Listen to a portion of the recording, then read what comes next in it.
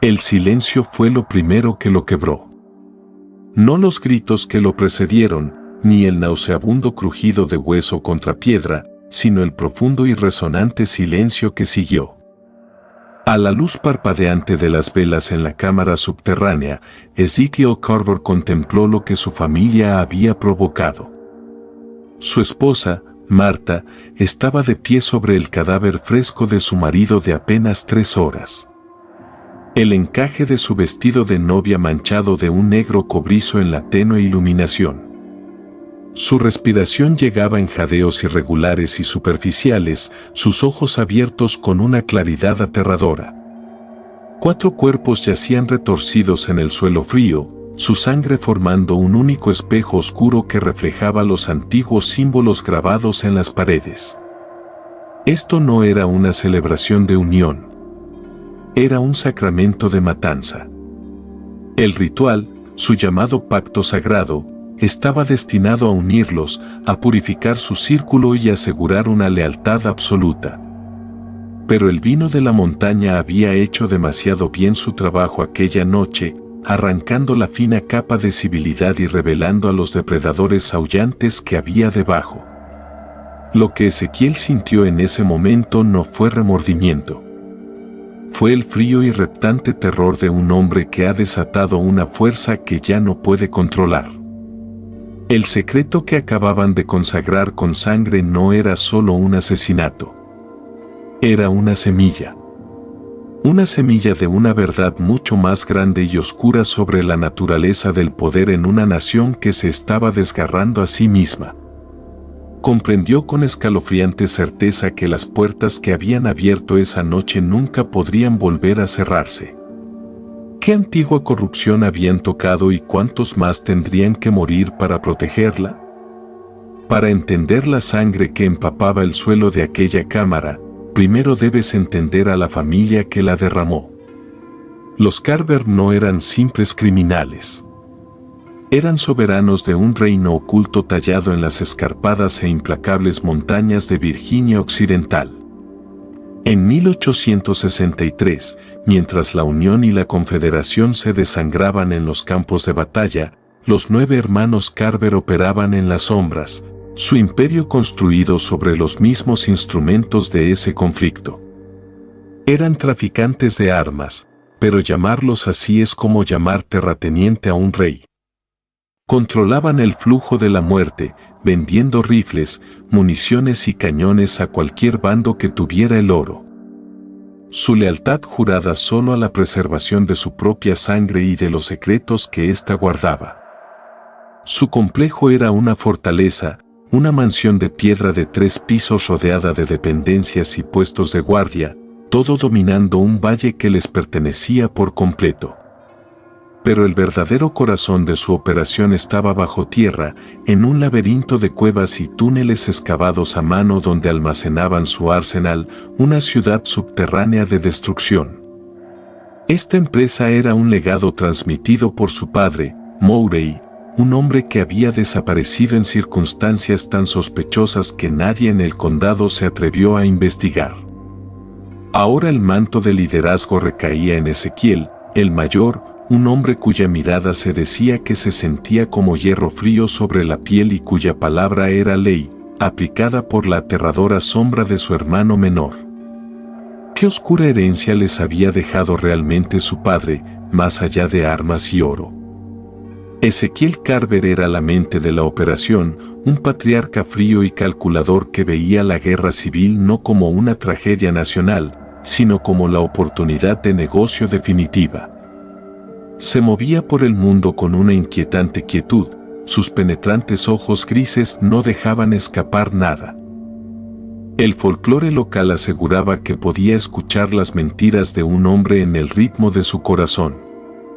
Manejaba la compleja logística de su red de contrabando, negociando con coroneles confederados y oficiales de intendencia de la Unión con la misma calma depredadora. Era el arquitecto de su poder, pero no su único ejecutor. Ese papel recaía en Jeremiah, el segundo mayor, un hombre que parecía estar en un estado de guerra constante con el mundo y consigo mismo. Donde Ezequiel era hielo, Jeremiah era fuego. Su temperamento era legendario, una fuerza brutal y repentina que había hecho desaparecer a más de un rival de negocios en la vasta y solitaria naturaleza de los Apalaches. Era el arma de la familia, la encarnación viviente de la violencia que vendían. Cargaba con el peso de sus actos más oscuros, y se notaba en la energía inquieta y atormentada que irradiaba de él. Juntos formaban una perfecta y aterradora simbiosis de intelecto y brutalidad. Pero su fuerza era también su mayor debilidad. No confiaban en nadie, ni siquiera entre ellos. Y a medida que su riqueza e influencia crecían, una paranoia comenzó a pudrirse dentro de la familia, un veneno que pronto encontraría su catalizador. ¿Cómo puede una familia construida sobre una desconfianza tan profunda esperar mantener su poder? Las hermanas Carver no eran menos formidables que sus hermanos. Eran los engranajes ocultos de la máquina, cada una desempeñando un papel tan vital y peligroso como el de los hombres. Marta, a los 28 años, era el rostro de la ambición de la familia. De una belleza impresionante, tenía un escalofriante historial de viudez conveniente. 2 maridos anteriores, ambos hombres ricos con valiosas conexiones, habían perecido en accidentes que dejaron a Marta heredando sus fortunas y bienes, los cuales fueron rápidamente absorbidos por la empresa de los Carver. Ella era la sirena de la familia, atrayendo a hombres poderosos a su red. Rebecca, la siguiente hermana, poseía una mente tan aguda y fría como la de Ezequiel. Ella dirigía la fachada legítima de sus operaciones, un extenso negocio maderero, con mano de hierro, llevando sus libros de cuentas y contratos con el mismo cuidado meticuloso que los escondites de armas. Blanqueaba su dinero ensangrentado en ganancias respetables, creando una apariencia de legitimidad que mantenía alejadas a las miradas curiosas. Luego estaba Judith, la maestra de espías. Silenciosa y observadora, manejaba su red de informantes, cuya telaraña se extendía desde pequeños poblados de montaña hasta los bulliciosos depósitos de suministros de ambos ejércitos. Ella sabía quién era leal, quién representaba un riesgo y quién necesitaba ser silenciado. La más joven, Sarah, apenas de 19 años, era quizás la más inquietante de todas. Poseía una inteligencia preternatural, una habilidad para leer los miedos y deseos más profundos de las personas que sus hermanos utilizaban como herramienta psicológica en negociaciones de alto riesgo. Juntas, estas mujeres no eran solo cómplices. Eran arquitectas del oscuro destino de la familia. Pero en una familia donde cada miembro es un depredador, ¿quién es realmente la presa? El matrimonio que terminaría en una masacre fue, desde su inicio, un contrato escrito en pólvora y codicia. El coronel Bradford Sinclair era un hombre de gloria marchita. Un oficial confederado cuya reputación se había construido en la ferocidad del campo de batalla y que ahora rozaba la desesperación. Su regimiento estaba mal abastecido. Sus hombres estaban perdiendo la fe y la guerra se volvía en su contra. Necesitaba una fuente confiable de armas. Y los Carver eran los proveedores de muerte más eficientes de la región. Para los Carver, Sinclair era más que un cliente. Era una llave. Su control sobre las rutas estratégicas de suministro en el valle de Shenandoah abriría nuevos mercados y proporcionaría protección militar para sus caravanas de contrabando. La unión entre Marta y el coronel era una fusión de activos, una alianza estratégica diseñada para fortificar su imperio. El cortejo fue apenas un fantasma de romance, una serie de breves reuniones formales donde las charlas de amor eran un delgado velo para las negociaciones de logística y márgenes de beneficio. Sinclair, un viudo 2 veces mayor que ella, veía en Marta a una joven esposa hermosa y una solución para sus problemas militares. Era un soldado acostumbrado a riesgos calculados. Creía que él era quien controlaba la situación, el poderoso militar domando a una rica familia de montaña. No vio la verdad hasta que fue demasiado tarde. No se estaba casando con una familia. Estaba siendo asimilado por un organismo. No tenía idea de que su valor para ellos tenía una fecha de caducidad aterradoramente corta. ¿Cuál era el verdadero precio de admisión en el círculo familiar de los Carver? La lista de invitados para la boda era una colección cuidadosamente seleccionada de activos y amenazas. Cada persona invitada al remoto complejo montañoso en aquella fatídica noche de septiembre estaba allí por una razón y no era para celebrar un matrimonio. Entre ellos estaba Thomas Hartwell, un inspector federal de armas. Hartwell era un hombre nervioso, sudoroso de manera perpetua, que había estado en la nómina de los Carver durante años, haciendo la vista gorda a los envíos ilegales a cambio de sobres de dinero. Era una pieza crucial en su operación, un engranaje en su máquina de corrupción. Creía que su invitación era una señal de su valor, una confirmación de su lugar en su círculo interno. Era un tonto. Sus recientes exigencias de más dinero, junto con su creciente problema con la bebida, lo habían transformado de un activo útil en una peligrosa amenaza. Los Carver habían decidido que su contrato estaba terminado. También asistía el Dr. Marcus Finch, médico de la familia durante más de 2 décadas. Si esta historia ya te tiene con la piel de gallina, dale like y suscríbete al Legado del Miedo. Y deja un comentario con tu teoría, quiero saber si ves algo que los demás no. El Dr. Finch era el guardián de sus secretos más oscuros. Había curado heridas de bala de tratos que salieron mal, firmado certificados de defunción por accidentes de caza que no lo eran y proporcionado a la familia su extenso conocimiento de química y botánica.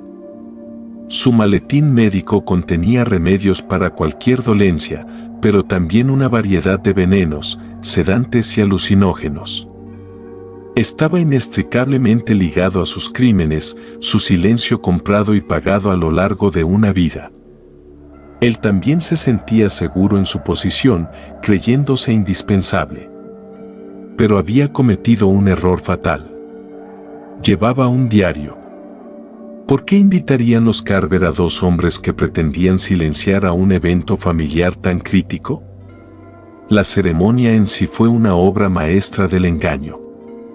Celebrada en el gran salón de la mansión Carver, estaba iluminada por cientos de lámparas de aceite que proyectaban un cálido y acogedor resplandor, ocultando la fría piedra y los corazones aún más fríos de los anfitriones.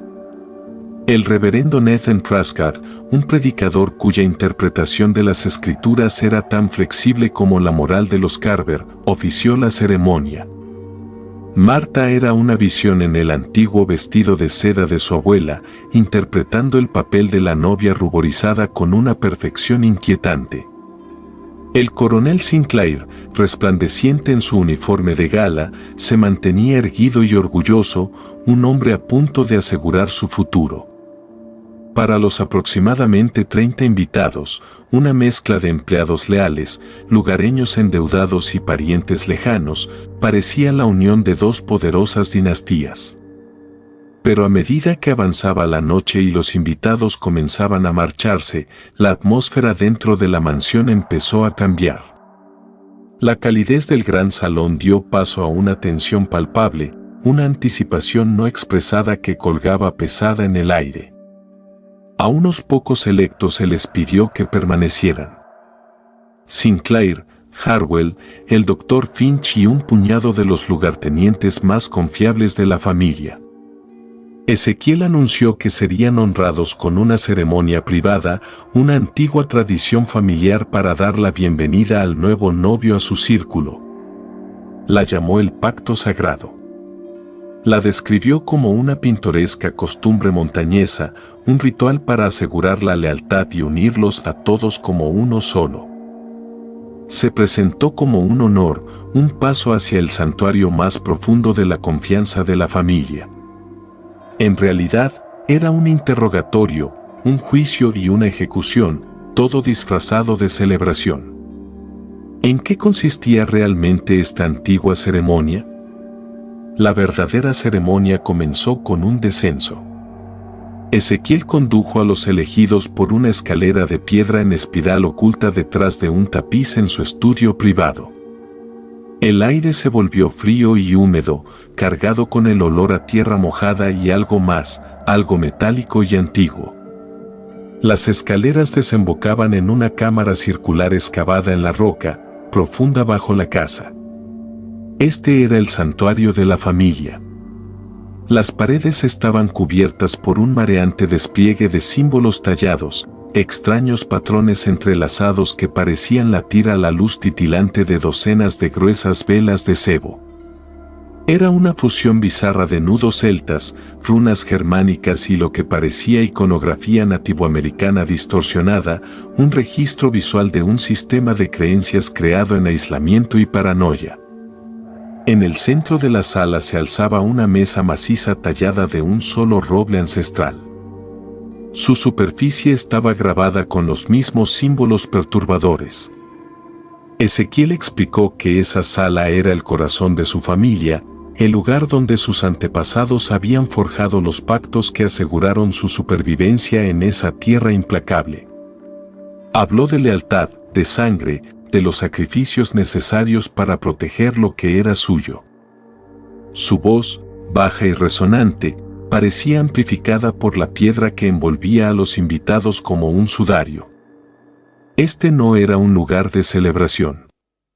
Era un lugar de poder, diseñado para intimidar, desorientar y quebrar la voluntad de quienes entraban. A cada hombre se le entregó una pesada y ornamentada copa de plata. Y entonces el Dr. Finch fue llamado para presentar la comunión. ¿Qué contenían esas copas? El Dr. Finch, con las manos experimentadas de un boticario, sacó un oscuro y ornamentado decantador lleno de un líquido púrpura profundo. Los Carver lo llamaban vino de montaña. Un nombre que evocaba imágenes de tradición rústica e inofensiva medicina popular. La realidad era mucho más siniestra. No era vino. Era un compuesto psicotrópico meticulosamente elaborado, una receta transmitida y perfeccionada a lo largo de generaciones de la familia. El ingrediente clave era láudano, una potente tintura de opio que proporcionaba un poderoso efecto sedante y eufórico. Pero esto era solo la base. Finch, usando su extenso conocimiento de la botánica local, lo había combinado con extractos de hongos específicos encontrados únicamente en los huecos más profundos y oscuros de sus montañas. Hongos conocidos por producir alucinaciones vívidas y aterradoras y un estado de extrema sugestionabilidad psicológica. A esto añadió una mezcla de hierbas que amplificaban los efectos psicoactivos e inducían un estado en el que los límites del yo parecían disolverse. Era una llave química diseñada para abrir los rincones más profundos de la mente humana, para despojar todas las defensas y exponer la verdad cruda y sin filtrar del alma de un hombre. Ezequiel explicó que el vino les permitiría hablar con un solo corazón, compartir sus verdades sin miedo y forjar un vínculo irrompible. Alzó su copa y los demás lo siguieron. Bebieron profundamente, confiando en la tradición de sus anfitriones, sin saber que estaban ingiriendo voluntariamente el instrumento de su propia destrucción. ¿Cuánto tardaría el veneno en hacer efecto? Los primeros minutos fueron eufóricos. Un calor se extendió por sus extremidades, disolviendo la tensión de la noche. La luz de las velas pareció suavizarse. Los extraños símbolos en las paredes parecían balancearse suavemente y una profunda sensación de bienestar se apoderó de los hombres. El coronel Sinclair soltó una risita, comentando sobre la potencia de los vinos locales. Las manos perpetuamente temblorosas de Thomas Hartwell se volvieron quietas. El doctor Finch, que conocía la fórmula pero nunca había ingerido una dosis tan fuerte, sintió como su desapego clínico se derretía en un contentamiento onírico. Los hermanos Carver, sin embargo, permanecieron quietos y vigilantes, con los rostros impenetrables. Habían desarrollado una tolerancia a la mezcla tras años de uso y sabían lo que venía a continuación. El calor inicial pronto dio paso a una distorsión creciente de la realidad. El tiempo comenzó a estirarse y contraerse. Un minuto podía sentirse como una hora, y una hora podía pasar en un parpadeo. Los límites entre sus propios pensamientos y las palabras monótonas de Ezequiel comenzaron a difuminarse. Él comenzó a recitarlas, votos del pacto, una letanía de lealtad y secreto, hablada en una extraña mezcla gutural de inglés y lo que parecía un antiguo dialecto alemán. Las palabras en sí eran insignificantes, pero su ritmo era hipnótico, un ancla verbal en un mar de caos sensorial. La droga ahora tomaba control completo, desmantelando sistemáticamente la arquitectura de su conciencia. Fue en este estado de vulnerabilidad fabricada, con sus mentes desnudas y desprotegidas, que se reveló el verdadero propósito del ritual. ¿Cuál era la primera prueba de este pacto? Con sus mentes separadas de la realidad, la voz de Ezequiel cortó la niebla alucinatoria. Ya no era la voz de un anfitrión cortés. Era la voz de un inquisidor, un juez y un confesor, todo en uno. El pacto exige verdad, retumbó, sus palabras resonando en la cámara y dentro de sus propios cráneos. Para ser uno con nosotros, no debes ocultar nada. Coloca tus traiciones sobre esta mesa para que puedan ser consumidas por el fuego. Primero fijó su mirada en Thomas Hartwell. El inspector federal, con los ojos desorbitados y desenfocados, comenzó a hablar, las palabras brotando de él incontrolablemente, como si otro ser las pronunciara. Confesó todo.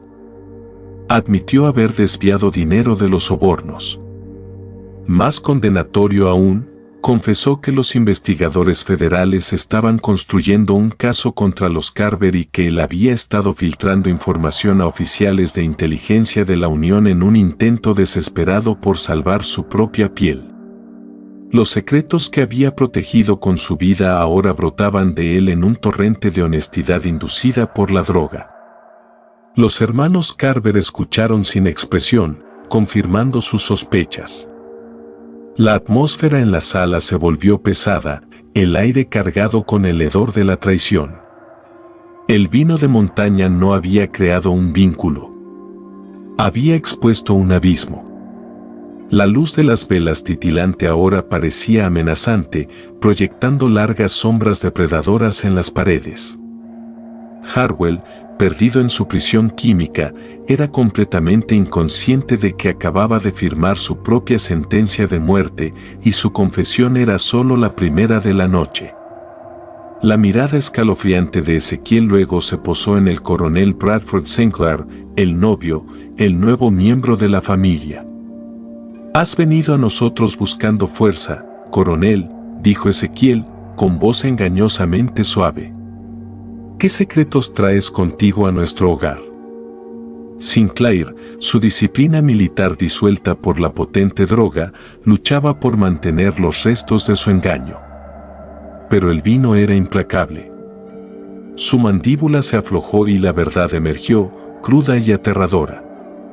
Reveló que su matrimonio con Marta era una mentira, una operación militar. Sus superiores lo habían encargado de infiltrarse en la familia Carver para recopilar pruebas concretas de su comercio de armas traicionero con ambos bandos de la guerra. Su misión era mapear su red, identificar sus contactos y, en el momento oportuno, liderar una fuerza federal para arrestarlos a todos. No estaba allí para construir una alianza. Estaba allí para destruir su imperio desde dentro. Un siseo colectivo de respiración contenida salió de los hermanos Carver. El rostro de Marta, antes imagen de inocencia nupcial, se endureció en una máscara de pura ira fría. Había sido jugada, usada como peón en un juego que creía dominar. El hombre con el que se había casado solo horas antes no era un socio. Era su verdugo. En las mentes aturdidas por la droga de los Carver, esto era la traición definitiva, una violación del espacio sagrado de su familia. El pretexto místico del ritual se evaporó por completo, reemplazado por una ira cruda y primal. Pero el veneno de la verdad no había terminado su obra.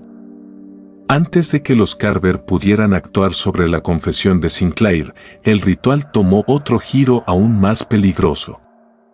Ezequiel, tal vez para reafirmar el control, o tal vez impulsado por la misma paranoia que los dominaba, exigió que el pacto fuera afirmado por todos. Incluso la sangre debe ser probada, declaró, volviendo su mirada hacia sus propios hermanos. Bajo la presión implacable de la droga y el mando de Ezequiel, comenzaron a mostrarse las profundas fracturas dentro de la familia.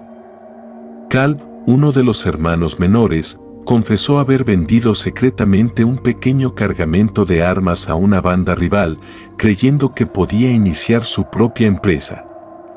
Judith admitió haber ocultado información sobre una posible redada federal, con la esperanza de que un pequeño contratiempo disminuyera la autoridad de Ezequiel y aumentara su propia influencia. Incluso Rebecca, la estoica administradora de sus finanzas, reveló que había desviado fondos a una cuenta oculta, un colchón financiero para una posible fuga que algún día podría necesitar. El sagrado pacto, el propio ritual diseñado para reforzar la unidad, ahora exponía la corrupción en el núcleo de su familia. Cada confesión era una traición, una pequeña traición que, bajo la influencia amplificada del vino de montaña, se sentía como un pecado imperdonable. La ilusión compartida de lealtad familiar se rompió, reemplazada por un maremoto de sospecha, resentimiento y paranoia violenta. Ya no eran una familia. Eran 9 depredadores atrapados en una jaula, cada uno dándose cuenta de que estaba rodeado de enemigos. ¿Qué sucede cuando una familia de asesinos pierde toda confianza entre sí?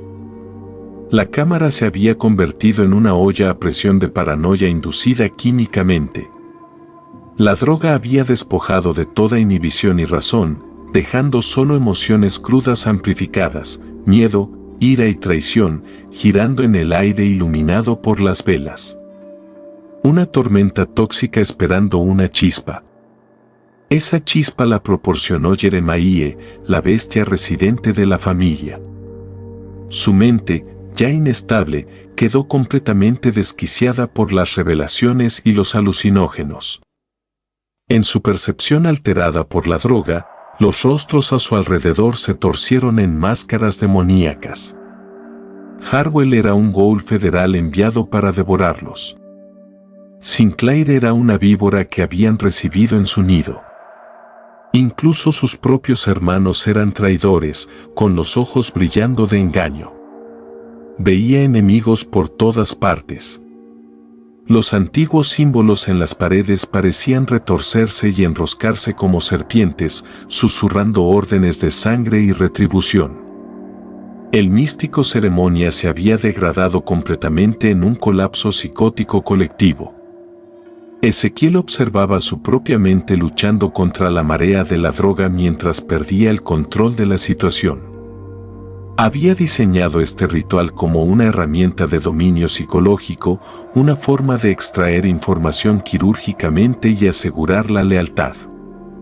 Nunca había anticipado que desataría la locura indomable que yacía dentro de su propia línea de sangre. La sala ya no era un espacio sagrado. Era una tumba esperando a sus ocupantes. El aire se volvió denso y pesado. El silencio cargado con la promesa de violencia inminente. ¿Quién daría el primer golpe en esta cámara de locura? La violencia, cuando llegó, no fue una decisión. Fue una erupción, un grito primal desde las profundidades de su pesadilla compartida. Jeremiah, con los ojos ardiendo de convicción insana, arrancó un pesado candelabro de hierro fundido de la mesa central. No hubo advertencia, ni acusación final, solo acción pura y explosiva. Con un rugido gutural, se lanzó sobre Thomas Hartwell y bajó el candelabro sobre el lado de la cabeza del inspector con fuerza nauseabunda. El sonido, un crujido húmedo y percusivo, rompió el tenso silencio. Hartwell colapsó sin un sonido. Su cuerpo golpeando el suelo de piedra con un último y apagado golpe.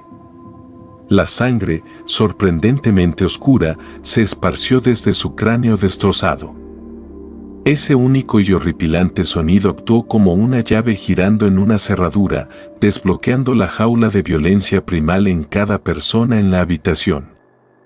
El hechizo se rompió y el caos reinó. Era como si la muerte de Hartwell les hubiera dado permiso a todos para actuar sobre los impulsos asesinos que la droga había desatado.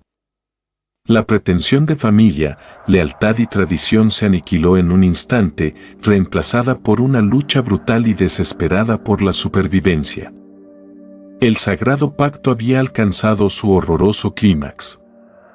No era un ritual de unión, sino un ritual de derramamiento de sangre diseñado para purgar a los impuros, y la purga apenas había comenzado. Antes de que el coronel Sinclair pudiera reaccionar a la muerte de Hartwell, su esposa se abalanzó sobre él. Marta, con el rostro transformado en una máscara aterradora de furia traicionada, se movió con una velocidad y ferocidad que desmentían su elegante vestido de novia. De una funda oculta atada a su muslo, sacó una larga y delgada daga, un estilete afilado hasta un filo de navaja. No gritó ni lloró. Su ataque fue silencioso, personal y brutalmente íntimo. Clavó la daga profundamente en el costado de Sinclair, justo debajo de las costillas, girándola con finalización sádica mientras la retiraba. El coronel dejó escapar un jadeo ahogado, un sonido de puro shock y agonía. Se tambaleó hacia atrás, la mano volando hacia la herida mientras la sangre brotaba entre sus dedos, tiñendo la prístina tela blanca de su uniforme. Sus ojos, abiertos de incredulidad, se fijaron en los de Marta. En ellos, no veía a una esposa ni siquiera a una mujer.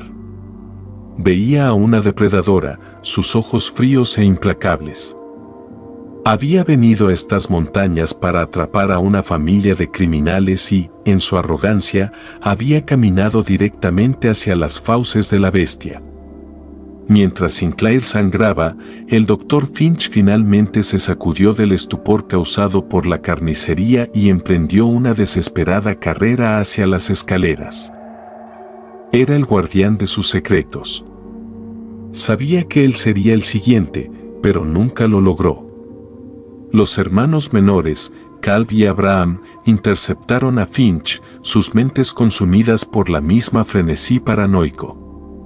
No veían a un anciano huyendo, sino a un testigo intentando escapar. La supervivencia de su familia dependía ahora de una cosa, el silencio absoluto. Los hombres que construyeron sus vidas sobre secretos y dominio propio son a menudo los que ocultan las vulnerabilidades más profundas. El poder de la familia Carver era un escudo, pero su ritual era la grieta en ese escudo, una exposición deliberada al caos que creían poder controlar. Estaban equivocados. Esa noche, el caos los consumió. Si alguna vez has sentido que existen sistemas ocultos de control en el mundo, fuerzas que operan justo por debajo de la superficie de lo que nos dicen que es verdad, quiero que hagas algo. Ve a los comentarios y escribe la frase, el velo se está afinando. Es una declaración, una manera de señalar a ti mismo y a los demás que estás despierto a los patrones ocultos. Después de hacerlo, quiero que la publiques una segunda vez.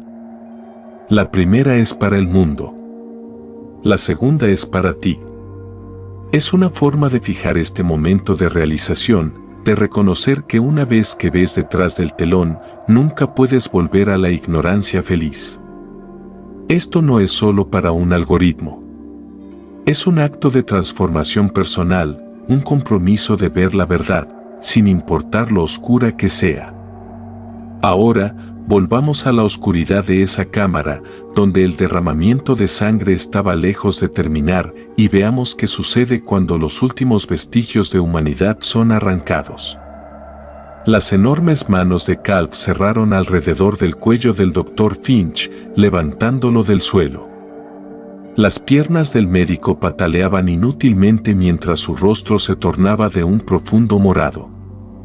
Arañaba los brazos de Calv, sus ojos se abultaban de terror, pero era inútil.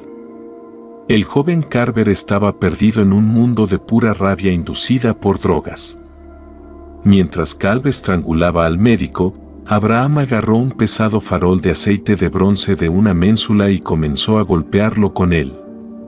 Lo golpeó una y otra vez, mucho después de que los forcejeos hubieran cesado, sus gruñidos de esfuerzo mezclándose con los golpes húmedos del farol contra carne y hueso.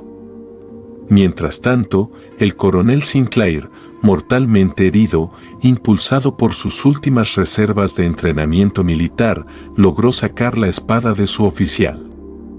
La hoja cantó al salir de la vaina, un destello de acero pulido en la luz infernal y tenue.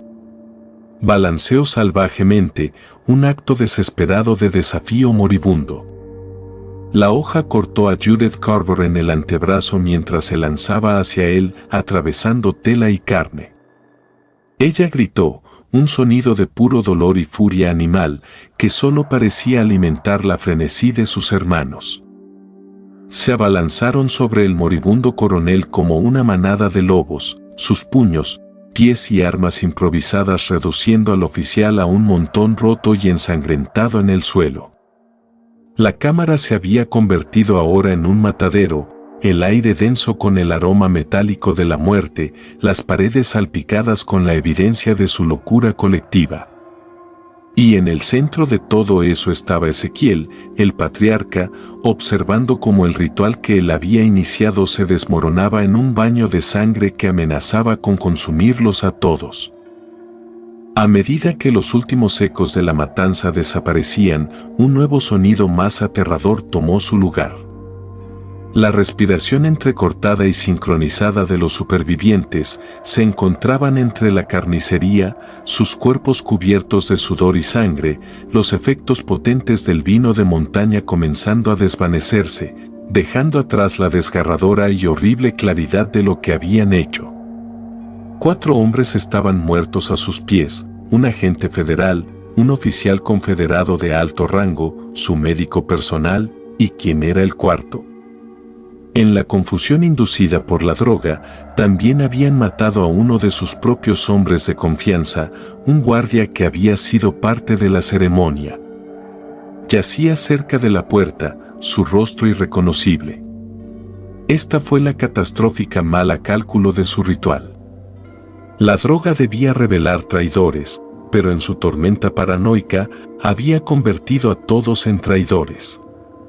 Ezequiel, con la mente despejándose más rápido que la de los demás, sintió un frío terror que no tenía nada que ver con la carnicería a su alrededor. Esto no era un problema contenido. Esto era una amenaza existencial. No solo habían cometido asesinato. Habían matado a hombres cuya ausencia provocaría investigaciones inmediatas de alto nivel tanto de la Unión como de la Confederación. En una sola hora de locura, habían declarado la guerra a todos. El desafío ya no era mantener el poder. Era sobrevivir. Y su primera tarea era hacer desaparecer 4 cuerpos y todas las pruebas de esa noche de la faz de la tierra. El amanecer en las montañas de West Virginia es algo hermoso, un fuego lento que se extiende a través de las crestas, quemando las sombras de la noche. Pero en la mañana del 24 de septiembre de 1863, el sol naciente trajo solo luz dura y condenatoria al complejo Carver.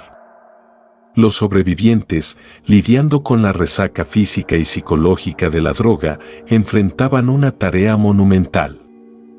La cámara subterránea era una escena sacada de una pesadilla y el reloj corría.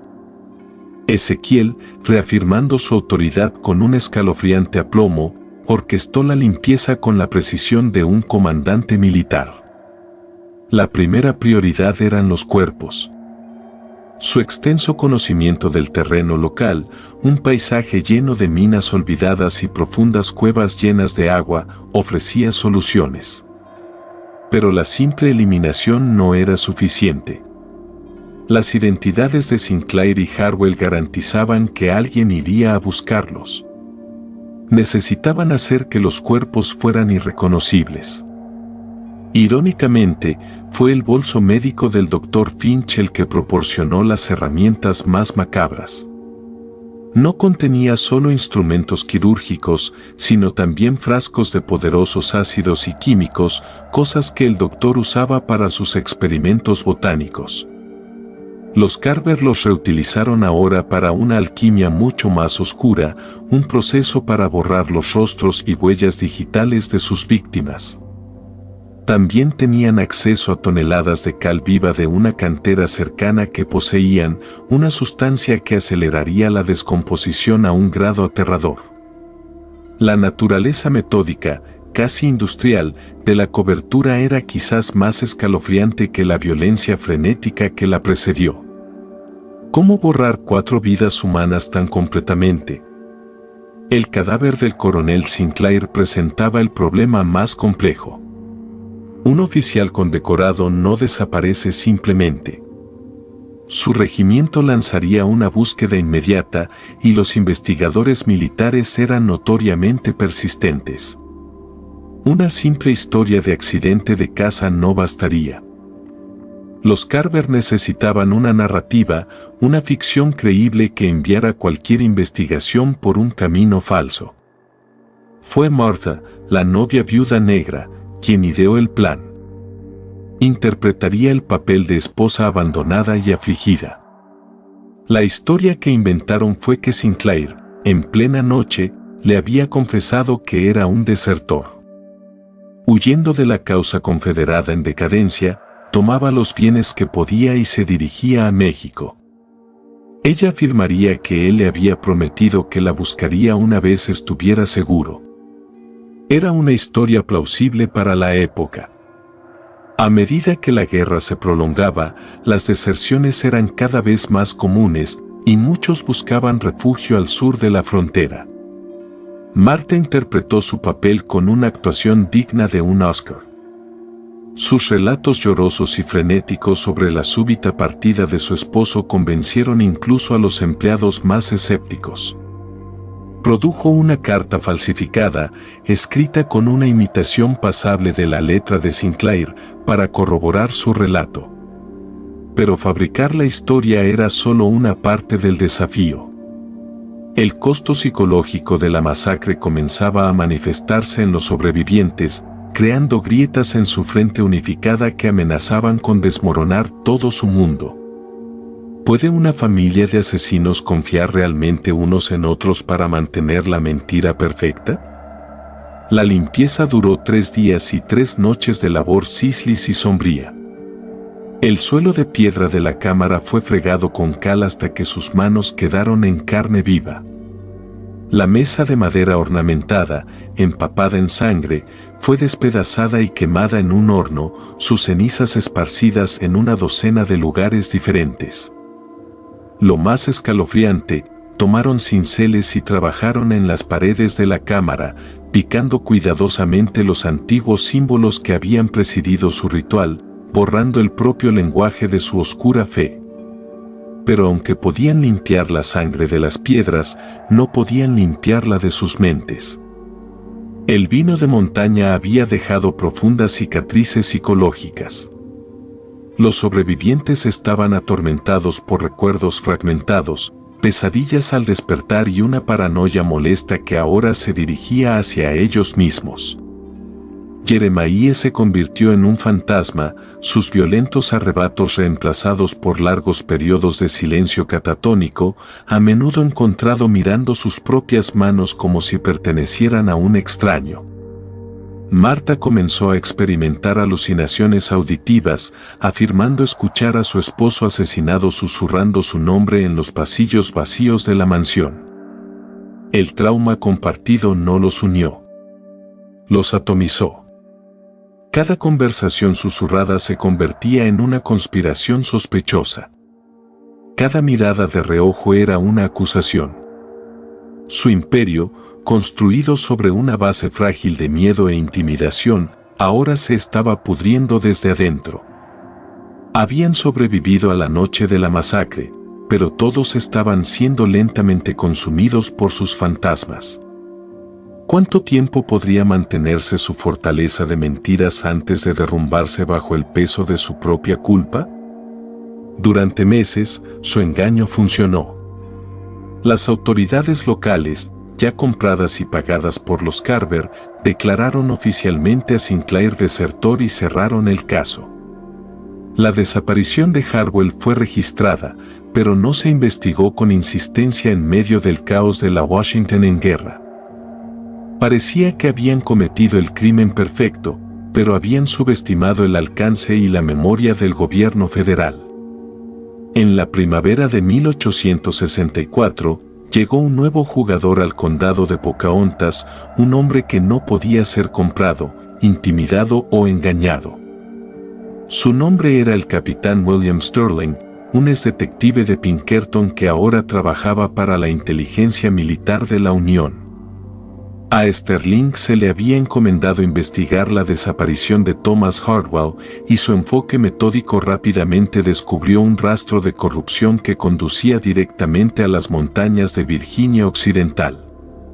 Sterling era una nueva especie de investigador, uno que creía en la evidencia, en los patrones y en el silencioso y condenatorio testimonio de los libros contables. No era un sheriff local fácilmente influenciado por la reputación de una familia. Era un cazador y había captado el rastro de un depredador mucho más grande de lo que nadie había sospechado. No llegó con un destacamento, sino con un pequeño equipo de analistas y con la plena autoridad del gobierno de los Estados Unidos. Por primera vez, los Carver enfrentaban una amenaza que operaba bajo un conjunto de reglas diferente, un enemigo cuyo poder no podían simplemente borrar con un saco de oro o una tumba superficial. El juego había cambiado. ¿Era este el hombre que finalmente llevaría a la familia ante la justicia? La investigación del capitán Sterling fue un sitio lento y asfixiante. No hacía acusaciones directas. En cambio, comenzó entrevistando meticulosamente a todos los que estaban en la periferia del Imperio Carver. Empleados descontentos, socios comerciales de Nurbillu, familias de hombres que habían desaparecido tras cruzarse con los Carver. Reunió susurros, rumores y discrepancias. Por separado, no eran nada. Juntos, formaban un escalofriante mosaico de miedo y corrupción. Pasó semanas revisando los registros bancarios de Harwell, cruzando depósitos inexplicables con las fechas de conocidas rutas de contrabando de los Carver. El patrón era innegable. Luego descubrió la conexión con Sinclair. La historia oficial de la deserción le parecía incorrecta. Un oficial condecorado abandonando su puesto la noche de su boda. Era demasiado perfecto, demasiado conveniente. Cuando Sterling entrevistó a Marta, notó las sutiles señales de una actuación ensayada, los ojos evasivos, el temblor en su voz al mencionar México, las inconsistencias en su línea de tiempo. Salió del complejo Carver sin evidencia, pero con la fría certeza de que estaba frente al borde de una fosa común. Sabía que la verdad estaba escondida en algún lugar de esa montaña, enterrada bajo una fortaleza de mentiras y una generación de miedo. La pregunta era, ¿podría desenterrarla antes de que los Carver se dieran cuenta del peligro y lo silenciaran como habían silenciado a tantos otros? El cazador ahora era el mismo el cazado. A medida que avanzaba el verano de 1864, Sterling aumentó su presencia en la ciudad local. trajo a alguaciles federales, estableciendo un control que erosionaba el aura de intocabilidad de los Carver. Los lugareños que antes tenían demasiado miedo de hablar comenzaron a acercarse a sus hombres con consejos anónimos. Un viejo trampero habló de haber visto extrañas hogueras en la propiedad de los Carver la noche de la boda. Un antiguo sirviente recordó que la familia quemó una gran alfombra manchada de sangre unos días después. Cada pequeño testimonio era otra piedra en el muro de evidencia que Sterling estaba construyendo. La presión sobre los hermanos y hermanas Carver se volvió insoportable. Sus negocios se detuvieron mientras los socios se mostraban cautelosos de asociarse con una familia bajo investigación federal. Sus ganancias disminuyeron y su paranoia, siempre cerca de la superficie, estalló en hostilidad abierta. Los hermanos y hermanas comenzaron a acusarse unos a otros de ser el eslabón débil, aquel cuyo error los llevaría a todos a la ruina. Las cenas familiares, antes símbolo de unidad, se convirtieron en tensas y silenciosas reuniones cargadas de sospecha mutua. Eran prisioneros en su propia fortaleza, sitiados no por un ejército, sino por la implacable persecución de la verdad de un solo hombre. Ezequiel sabía que se les acababa el tiempo. El capitán Sterling estaba preparando órdenes de registro para inspeccionar la propiedad. Si alguna vez encontraba la cámara subterránea, incluso con los símbolos picados, el juego habría terminado. Se necesitaba un plan desesperado. ¿Qué acto final y horrendo cometerían para asegurar su escape? Frente a una ruina segura, Ezequiel ideó su última y más audaz maniobra. No serían capturados vivos. No enfrentarían juicio. Desaparecerían. El plan se llamó el Pacto Final. Un acto desesperado de autoinmolación diseñado para ser su máxima decepción. Utilizarían sus vastas reservas de pólvora negra y explosivos para hacer detonar todo el complejo, especialmente la red de túneles debajo de él. La explosión sería catastrófica. Un volcán hecho por el hombre que borraría la mansión, colapsaría los túneles y enterraría la evidencia para siempre. Para el mundo exterior, parecería un trágico accidente. Una familia de traficantes de armas asesinada por su propio comercio ilícito. Pero los Carver no tenían intención de morir. Mientras preparaban los explosivos, movieron en secreto oro, efectivo y documentos falsificados a un escondite oculto en lo profundo del bosque. Su plan era detonar la explosión y, bajo el manto del caos y el fuego resultante, escapar a caballo, cabalgar hacia el sur y desaparecer en México. Era una apuesta de proporciones épicas, un todo o nada por la libertad. Pero mientras se preparaban para su acto final, el veneno psicológico de la noche de la boda reclamó una última víctima dentro de sus propias filas, conduciendo a un descubrimiento que los perseguiría incluso en su huida. ¿Qué horror final los aguardaba en la cámara ritual? La noche antes de la explosión planeada, Jeremiah, que se había vuelto cada vez más errático y delirante, descendió solo a los túneles. Les dijo a sus hermanos que necesitaba hacer una última paz con los espíritus de la cámara. Cuando no regresó por la mañana, un preocupado Ezequiel y Cal fueron a buscarlo. Lo encontraron en el centro de la cámara ritual, ahora despojada. Estaba muerto, pero no era un suicidio en el sentido simple. En su último quiebre psicótico, Jeremiah había realizado un horroroso ritual en solitario. Usó su propio cuchillo Bowie para grabar los nombres de sus 4 víctimas, Sinclair, Harwell, Finch y el guardia, en la carne de su pecho y brazos. Había desangrado en el mismo lugar donde habían asesinado a sus invitados, rodeado por los fantasmas de su propia creación. El descubrimiento del cuerpo mutilado de Jeremiah destrozó la ya frágil resolución de la familia. Era su monstruo, su ejecutor, pero también su hermano. su muerte fue un terrible presagio. Señalaba que el mal que habían desatado los estaba consumiendo desde dentro. Ya no había tiempo para planificaciones cuidadosas. Los hombres de Sterling habían sido vistos cabalgando por el camino principal. La explosión debía ocurrir de inmediato. Arrastraron apresuradamente el cuerpo de Jeremiah a un punto central en los túneles, convirtiendo su cadáver en un accesorio de su obra final, y huyeron a las montañas para esperar el estallido. Con su trabajo final de engaño, la explosión fue apocalíptica. Durante millas a la redonda, la tierra tembló como si hubiera sido golpeada por un meteorito.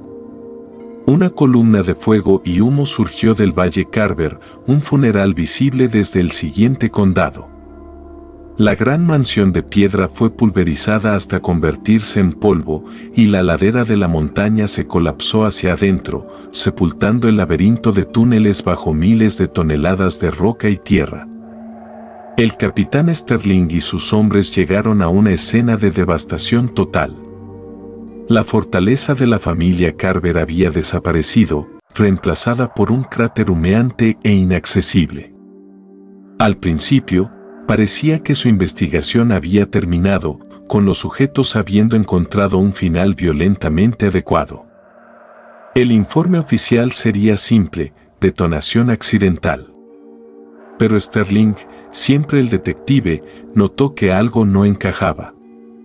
El campo de escombros, la forma del cráter, sugería una demolición cuidadosamente planificada, no un accidente aleatorio. Sus sospechas se confirmaron cuando, mientras examinaban la periferia de la zona de la explosión, uno de sus hombres encontró algo en una fisura expuesta creada por la explosión, un esqueleto humano, viejo y quebradizo. Luego encontraron otro y otro más. La explosión, destinada a ocultar sus crímenes, se convirtió en un acto de excavación arqueológica. Había desenterrado un rincón oculto de sus catacumbas, un vertedero secreto, revelando que la masacre de la noche de bodas no fue un incidente aislado. ¿Cuántas víctimas habían reclamado realmente los Carver a lo largo de los años? Mientras los hombres de Sterling excavaban cuidadosamente la cueva recién expuesta, la verdadera magnitud del mal de la familia Carver se hizo evidente. Desenterraron los restos de al menos 15 individuos, hombres, mujeres e incluso un niño. Algunos cráneos estaban fracturados. Otros mostraban señales de cortes con cuchilla. No eran soldados muertos en batalla. Eran víctimas de asesinatos sistemáticos descartadas en la oscuridad bajo la casa familiar. Este descubrimiento transformó el caso de traición y contrabando en algo mucho más monstruoso. Y en lo profundo de los escombros de los túneles principales, encontraron lo que quedaba de Jeremiah Carver.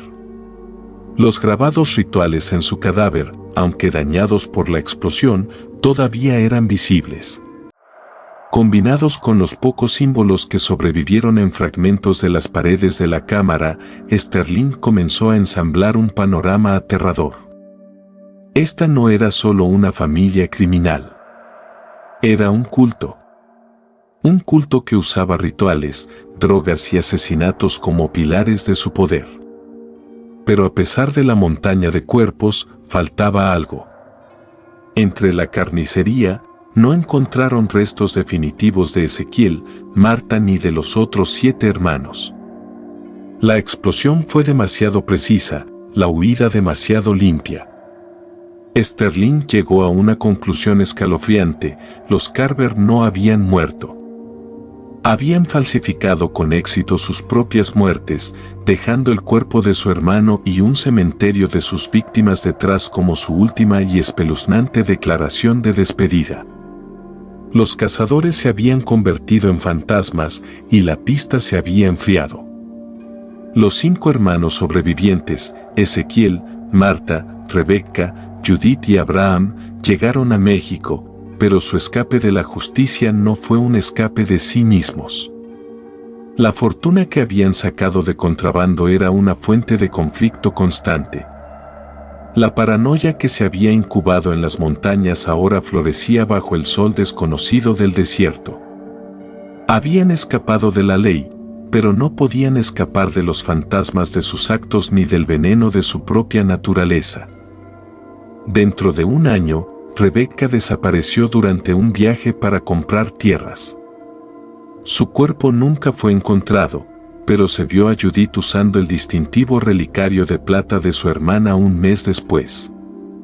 2 años después, Judith misma fue encontrada en el fondo de un barranco, su caballo aparentemente tropezó en un sendero montañoso.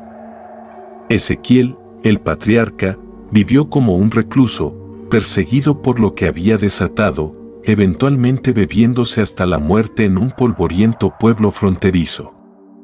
Sus últimos días los pasó despotricando ante extraños sobre un pacto de sangre. Marta, consumida por una perversa forma de culpa religiosa, buscó refugio en un remoto convento.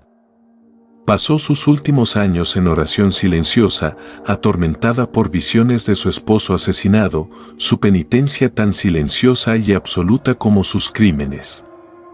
Solo uno, Abraham, el hermano más joven, parecía prosperar.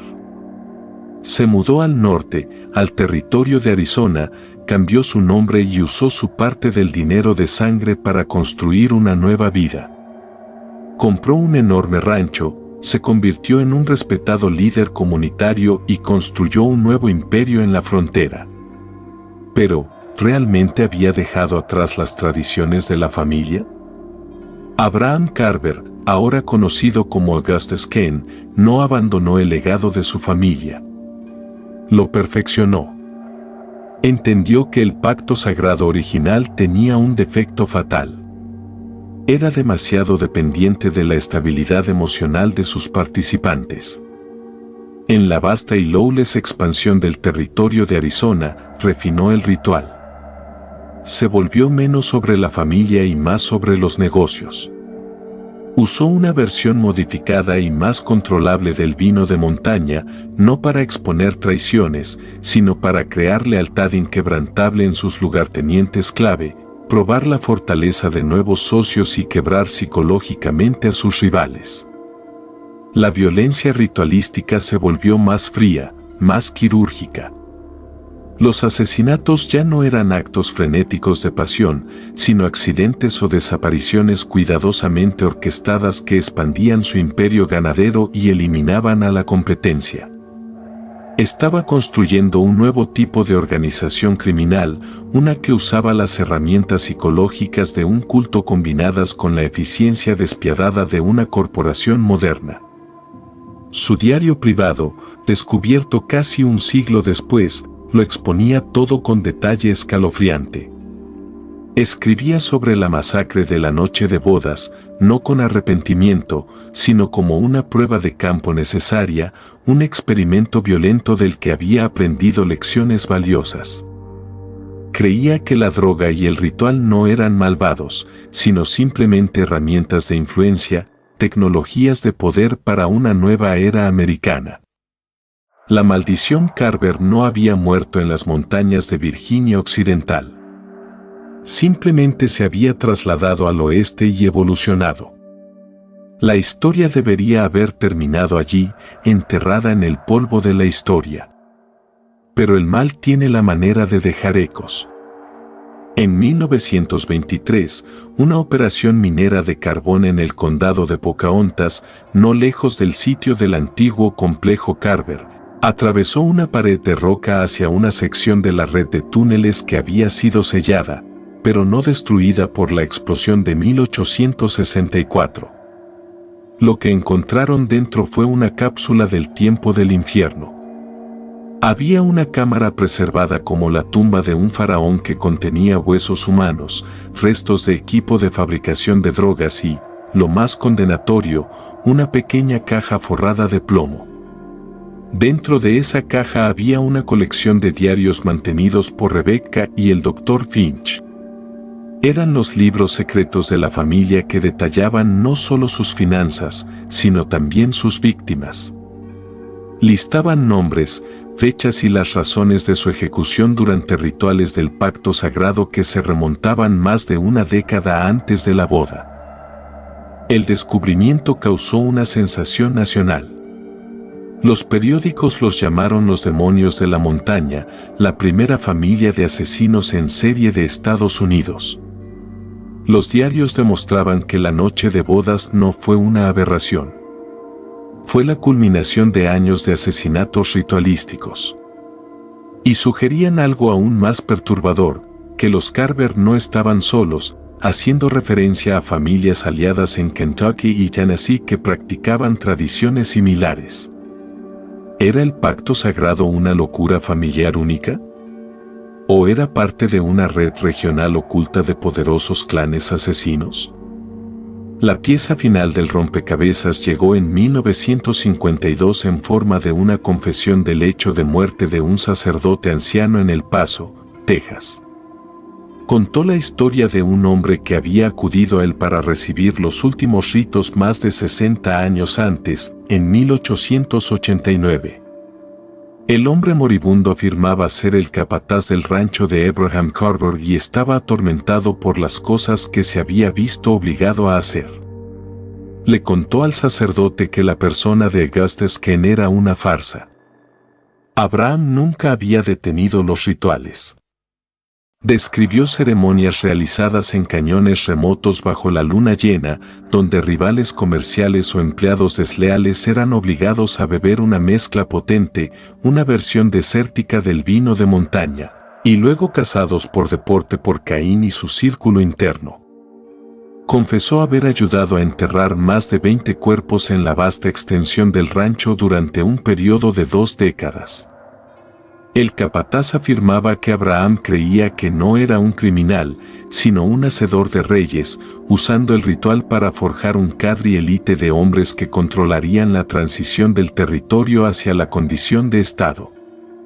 Estaba construyendo una sociedad secreta, una mano oculta para guiar el futuro del oeste americano, con su rito de iniciación consagrado en sangre y drogas psicotrópicas. El sacerdote había estado demasiado aterrorizado para reportar la confesión en ese momento, pero cargó con la carga de ello durante toda su vida. El legado de los Carver no era solo asesinato. Era un proyecto de control generacional sistémico. El registro histórico es un documento cuidadosamente curado. Está moldeado por aquellos con el poder de preservar, de publicar y, lo más importante, de borrar. La historia de la familia Carver y otras similares ha sido sistemáticamente suprimida. Tras la breve sensación de 1923, la evidencia física, los diarios, los huesos fueron transferidos a los archivos estatales, donde gran parte de ello desapareció o fue destruido en un incendio clerical. Investigadores en la década de 1970 que intentaron reinvestigar el caso y sus conexiones con familias políticas prominentes vieron su financiamiento cortado, sus carreras académicas amenazadas y sus vidas llenas de advertencias anónimas y amenazantes. ¿Por qué un esfuerzo tan concertado para enterrar una historia del siglo XIX? Porque la familia Carver representa una verdad aterradora, que debajo de la versión sanitizada de la historia americana yace una realidad más oscura y depredadora. Sus crímenes sugieren que algunas de las grandes fortunas y dinastías políticas de esta nación no se construyeron sobre la ingeniosidad y el trabajo duro, sino sobre violencia ritual organizada y manipulación psicológica. Los métodos que perfeccionaron durante el caos de la guerra civil, el uso de drogas para control, la creación de vínculos inquebrantables mediante atrocidades compartidas, la profunda corrupción de las instituciones, no desaparecieron simplemente. Evolucionaron. Se volvieron más sofisticados. Se convirtieron en la arquitectura oculta del poder. Piensa en el pacto sagrado no como un evento histórico, sino como una tecnología de control. Combina manipulación química, presión psicológica y el agente de unión definitivo, el crimen compartido e imperdonable. Esta tecnología, este conocimiento oscuro, nació en el crisol aislado de la familia Carver. Pero no murió con ellos. Como cualquier tecnología efectiva, fue replicada, adaptada y mejorada. Abraham la llevó al oeste, refinándola en una herramienta para construir un imperio criminal. Las familias aliadas mencionadas en los diarios probablemente tenían sus propias versiones. Esto no era solo una serie de familias monstruosas aisladas. Era el posible comienzo de una red, un colegio invisible de corrupción compartiendo sus artes más oscuras. ¿A dónde fue esta tecnología? Fue absorbida. Se filtró en las metodologías de sociedades secretas, en los ritos de iniciación de sindicatos criminales y quizás incluso en las operaciones psicológicas de agencias gubernamentales clandestinas. El principio central, destruir a una persona y reconstruirla en una nueva imagen leal a través de un ritual traumático y que altera la mente, es una herramienta temporal y terroríficamente efectiva. La familia Carver simplemente proporcionó un brutal plan del siglo XIX para lo que se convertiría en un sistema de control mucho más sutil y omnipresente en el mundo moderno. ¿Cuántas de las instituciones en las que confiamos hoy tienen sus raíces en una versión de esa cámara iluminada por velas y empapada de sangre? Así, nos queda un legado inquietante. Los rastros físicos de la familia Carver han desaparecido. Su hogar es un cráter en las montañas de Virginia Occidental. Sus huesos están esparcidos desde México hasta Arizona. Sus víctimas yacen en tumbas sin marcar, pero su influencia, su metodología, persiste. Persiste en la pregunta persistente de cuán profundas son realmente las raíces del poder estadounidense y en qué suelo oscuro se nutrieron. La historia sirve como un escalofriante recordatorio de que los mayores males a menudo no son cometidos por monstruos solitarios, sino por familias organizadas, inteligentes y con apariencia respetable que simplemente decidieron que las reglas normales de la moralidad no se aplican a ellos. Crean sus propias reglas, sus propios rituales, sus propios pactos y construyen sus imperios sobre los huesos de aquellos que siguen las reglas del mundo civilizado. El velo entre nuestro mundo y el de ellos es delgado. La historia no es una historia establecida y cómoda. Es un campo de batalla, y las verdades más importantes suelen ser las primeras bajas, enterradas tan profundamente que hace falta una explosión catastrófica para siquiera comenzar a revelarlas. El silencio que rodea a los Carver y a familias como la suya no es el silencio del pasado. Es el silencio activo y vigilante de algo que todavía se esconde. La pregunta más perturbadora no es lo que hizo la familia Carver, sino en lo que se convirtieron. Representan una mutación, un paso en la evolución del mal organizado en América. Avanzaron más allá de la simple codicia y violencia hacia el ámbito del control psicológico e incluso espiritual. Su pacto sagrado era un sacramento oscuro diseñado para forjar un nuevo tipo de ser humano, uno totalmente leal, despojado de conciencia individual y atado a la voluntad del grupo. ¿Terminó su experimento con ellos o fue solo el comienzo? Mira los corredores del poder hoy en finanzas, política e industria global. Observa los patrones de riqueza heredada, las lealtades inexplicables, la manera en que las instituciones protegen a los suyos, sin importar el costo. ¿Es posible que los descendientes de estas redes, los herederos de esta oscura tecnología de control, todavía estén con nosotros? No como criminales rústicos de las montañas, sino como élites pulidas y sofisticadas, con métodos refinados, rituales ocultos tras puertas de salas de juntas y retiros exclusivos. Quizás el pacto sagrado nunca terminó realmente. Quizás simplemente cambió de nombre, se puso un traje y aprendió a ocultar sus manchas de sangre mucho más eficazmente. La historia de la familia Carver puede no ser un cuento de fantasmas del pasado distante. Puede ser un vistazo al sistema operativo oculto que gobierna el mundo ahora mismo. Una verdad tan profunda y aterradora que, una vez que la ves, nunca podrás mirar al poder de la misma manera otra vez.